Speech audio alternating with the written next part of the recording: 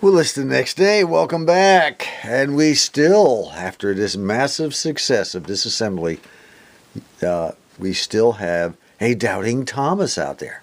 Yes, we do. Well, we'll smooth all that over as time goes on. We have to work on our switches.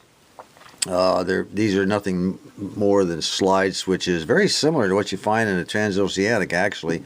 You know, the transoceanic switches, they sit vertical like this.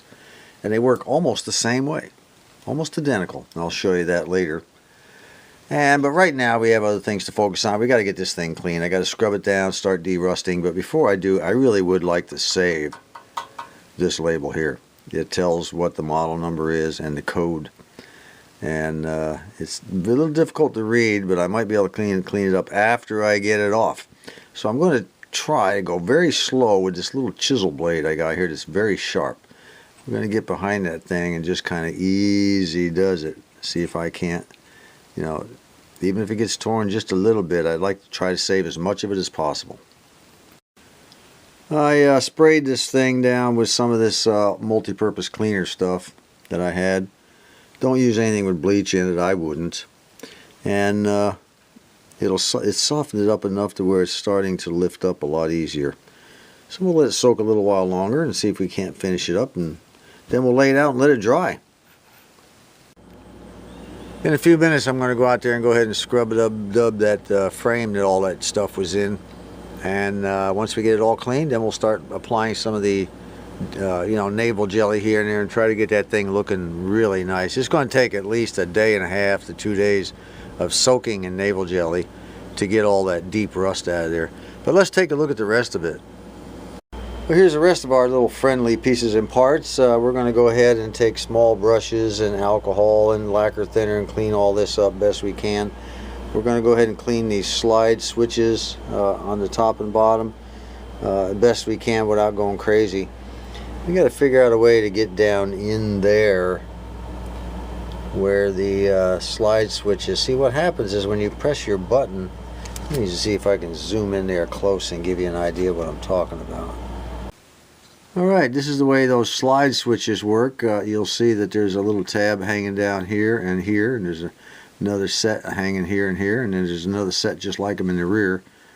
When you press the button, see how it makes and breaks contact? They're just two little prongs, just like almost exactly what's in a transoceanic, Zenith transoceanic radio. So my job is to make sure all that stuff is clean so we have good contact. When we're done, I'll have to take the multimeter and ohm every single one of these out, but it won't be that difficult once it's clean. You know, take the old multimeter and just go boomity boomity boomity boom all the way down, watching the needle as I go. I'll use the analog multimeter for that. We can watch the needle bounce a lot quicker that way. And one more thing before we go out. These parts that were rusted down in the center there that gave me a little difficulty getting off, there's nothing on them that can be ruined, so we're just going to go ahead and stick it down in the evapor rust just like that. Let it soak for a day or two. I'll bet when we see those next time they'll be really pristine looking. Well, there's nothing like a little fun in the November sun, is there? Oh, another day. It's supposed to be 61 degrees here today, and I'm glad of it because I can take advantage of that. So there won't be long. I won't be able to go outside hardly at all without freezing to death. Of course, the folks up north will say, it's still hot down there. And they'll be right, but not for me. All right, I'm going to continue scrubbing. Well, when I went ahead and put all the rust remover on there, the navel jelly, it removed all that plating. Most of it anyway, 99.999% of it. But it did get all the rust off. So both sides look pretty good. I sanded it down real good and roughed up the surface. Not real rough, but enough to give me something to grip a primer. We're going to go ahead and prime this thing, and then we're going to paint it gold. And that job will be done. That's the only thing I can do. I don't want to leave it silver like this. I could clear coat it, but that's just not what I'm after. We're going to go ahead and put a nice coating of gold paint on there. Then we'll put some clear over the top. I think that'll look real nice. We're about to start on the actual cleaning, and I'll probably put a clear coat on some of this, tape it off and clear coat some of these metal pieces. I don't want them to rust again. on all that stuff we removed from that frame. But first I want to throw these clips that held the cable bundle. We'll throw them in the evaporust and let them set until I decide to take them out. And then our good subscriber Jim Coditz, I think it's Coditz. He wanted to know about the back door lock on this thing. I figured I'd just cover them all. Why just cover one? We'll just cover them all. This is the door, the lock to the cash box. Big old heavy thing, man. They don't mess around when it comes to money. Anyway, this baby here I don't have a key for. I can't, or I have keys, but I don't have a, none of them seem to work in any of these locks. So of course I don't have the key to this right here. This lock and this lock here were the two locks on the lid that, you know, they lock both sides down. And this one's missing part of its stuff, as you can see. And this one just came out of the this round part right here. I just left that part on the cabinet. So that's those three. And then this one right here is the door lock. This is the outside of it, and I think it's supposed to look like that. I don't think there's an actual key that goes in there. It takes some kind of special tool to shove it in and turn it or something. I don't know. The other side looks like this. It's easy to come off. We haven't worked on the door frames yet, but we will. So that's what it looks like. It won't turn at all. So I was thinking about just, you know, removing it, and I just don't know. I don't know, maybe find one. But Jim said he might have one that would work for this. So I don't know. Let me take a closer look so we can kind of get an eyeball on it there. There we go. That's what it looks like. Alright, moving right along. Well, I eyeballed these two pieces of sheet metal about 4 or 5 times. Went over, you know, with a fine-tooth comb, and I found some rust that still exists. Not much, but I want it gone. You know, here, a couple of spots over here, a little bit down there. We got a little bit more over here that I'd like to get removed. I'll be going downtown with the wife, in a little while. She's busy right now. And while I'm gone, it'll just soak. When I get back, then I'll clean it up. It should be okay. Ready for painting. But since she's busy right now, she can't go downtown. I said, well, fine. I'll just go out and shop. So that's why I'm here. I probably won't be here long. She'll be ready to leave. But while I'm here, what the heck? Let's take a look at this counter that Ron, our good subscriber Ron C, commented on. You know, I said I was going to go ahead and take it out and leave it out. And, you know, no, John, you don't want to do that. You know, there's something about, you know, if I put an engine in a car or something. I don't know, you know, I might want to, you know, you'd have to read the comment. I just called him a big chicken. Anyway, I went ahead and snipped the 2 wires back coming out of the side, back to where we got some fresh wire. And then I went ahead and ohmed them out. And guess what, folks?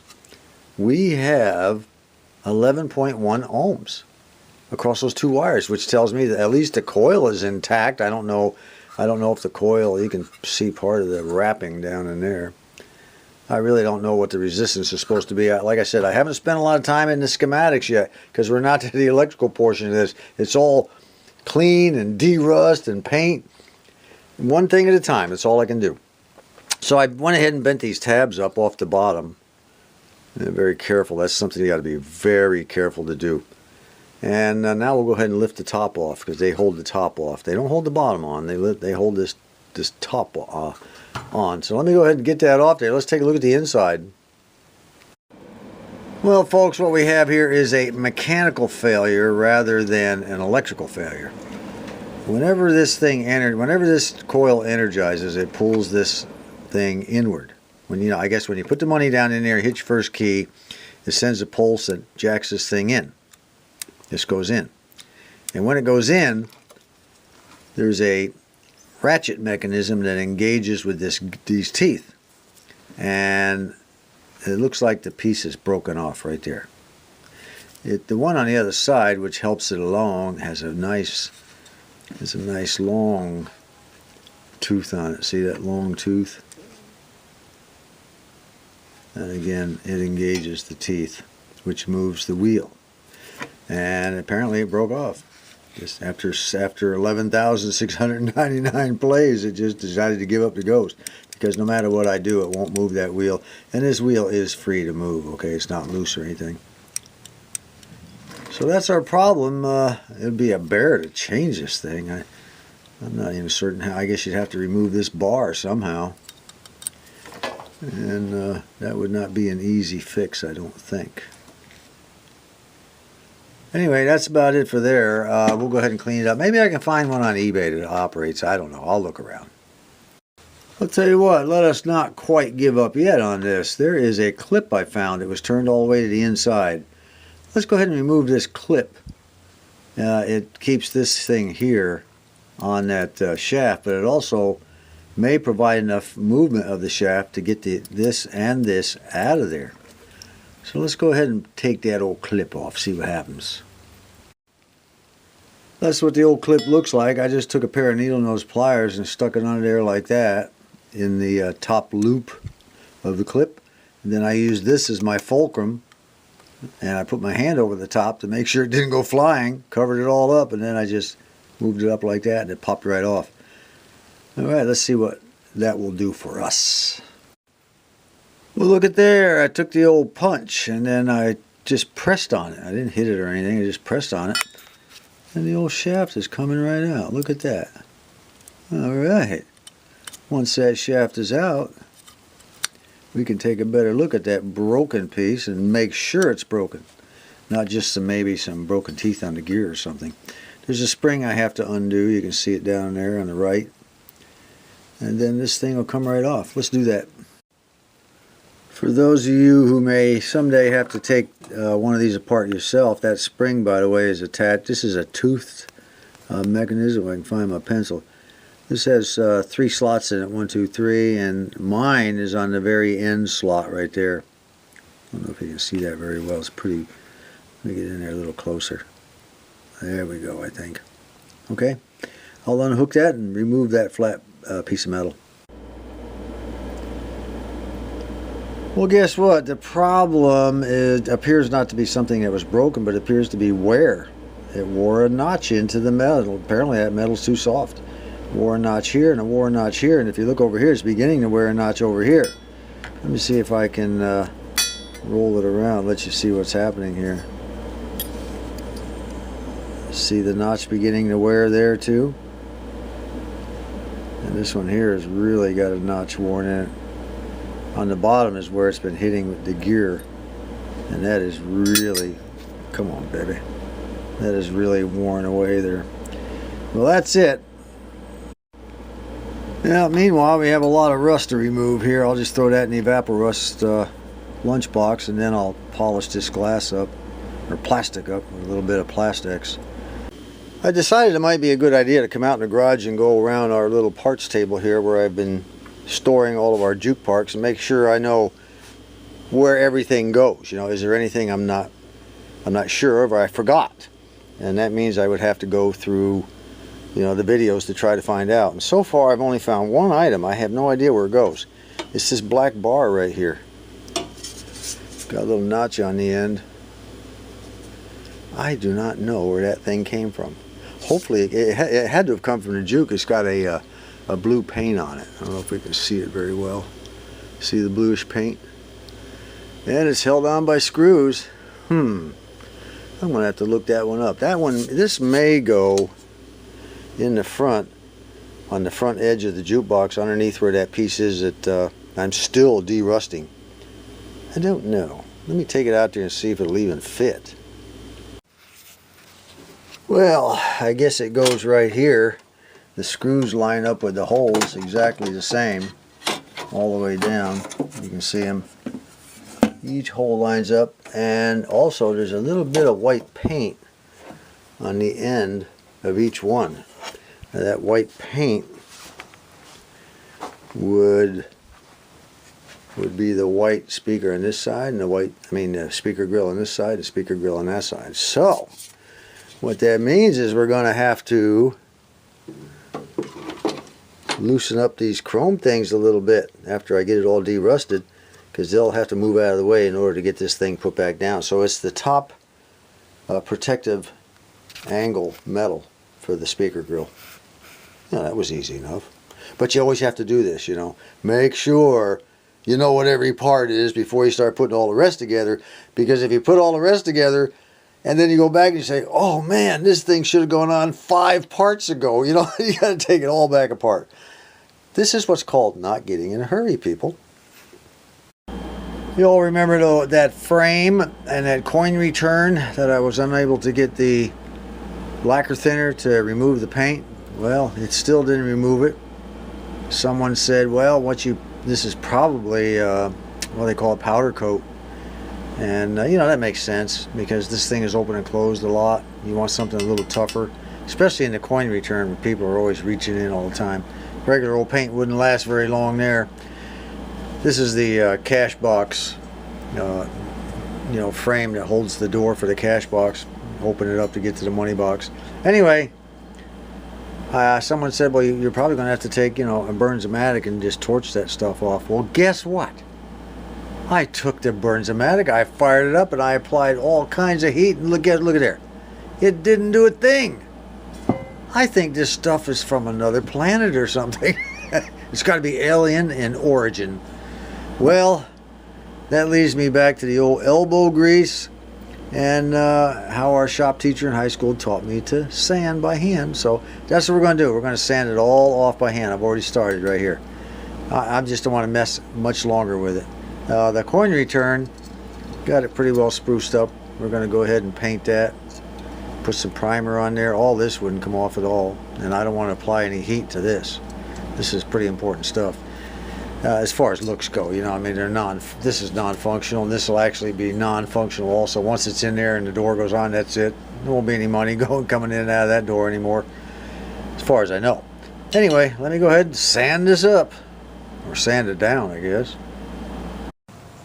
Well, lucky us, we have another fairly warm day to where I can come out here and take a little bit of alcohol I poured in this paint can, spray can top. We're going to go ahead and clean up all this stuff with alcohol, get it as clean as we can. And I'm not going to do a whole lot around these wires and everything, except to maybe give them a good washing, like you see right here. We'll give them a good cleaning, make them look a little more colorful. And then after we get all this thing done, it's going to be, you know, a 10-15 minute job. Then we're going to go ahead and take some of this cleaner. And then we're going to spray down in here where our switches are, down in there. Get it nice and clean once more. Then we'll let it dry, take it inside, grease it up. After a good scrubbing with alcohol, I went ahead and put a little lacquer thinner in that cap also, and went over it a second time, and then quickly sprayed it all off with this QD electronic cleaner. That's about as best as we're going to get. The colors on the wires are pretty nice now. Not exactly perfect, but they're old as the hills, so we're in pretty good shape on that. Alright, now what I want to do is I want to take the QD electronics spray. I want to spray it down in here where these switches are. And I want to do that while I'm moving the switches, okay? The problem is you can't push the switches in. They won't go. Well, what do you have to do? Is you have to take this little baby right here and move it this way. If you move it that way, it unclears the latches and enables these things to move real good.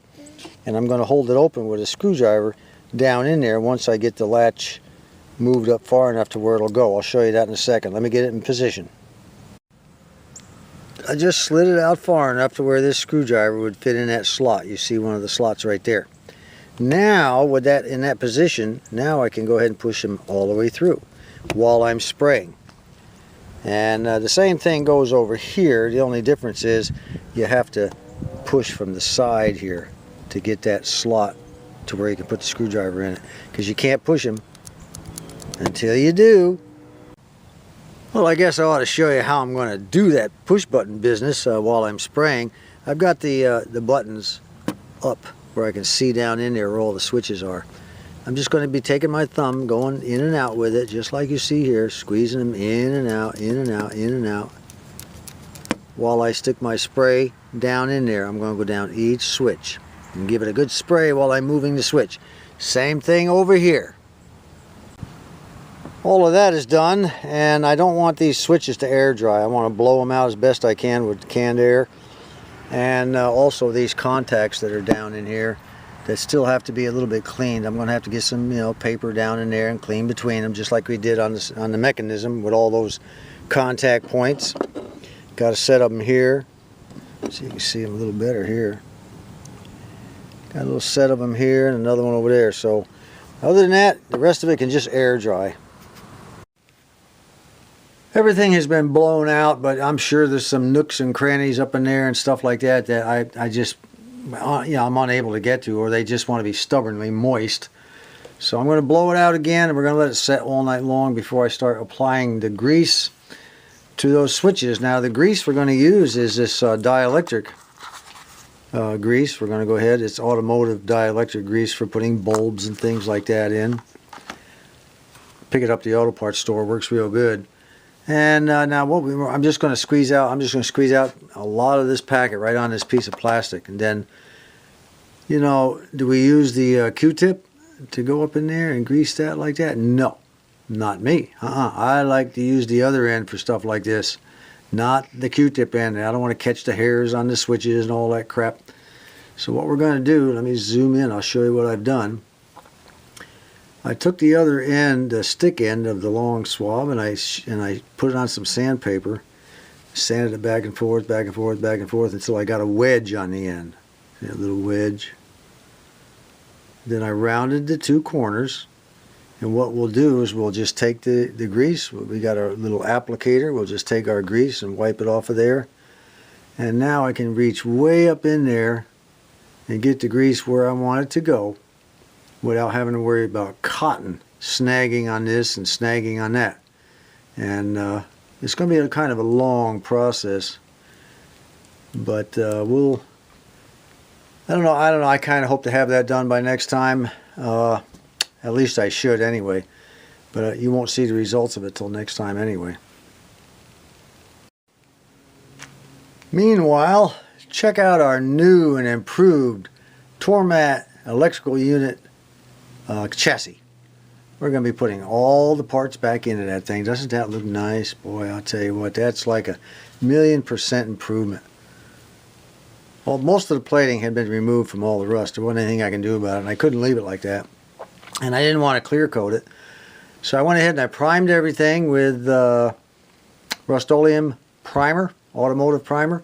Put the gold paint, Rust-Oleum over the top of it, and then Rust-Oleum satin clear coat over the top of it, and it looks really nice. I think when we get this all back together, yeah, there's going to be some dingy parts on the all the different metal parts of the actual stuff that goes in, but it'll be 1,000% better than what it is now.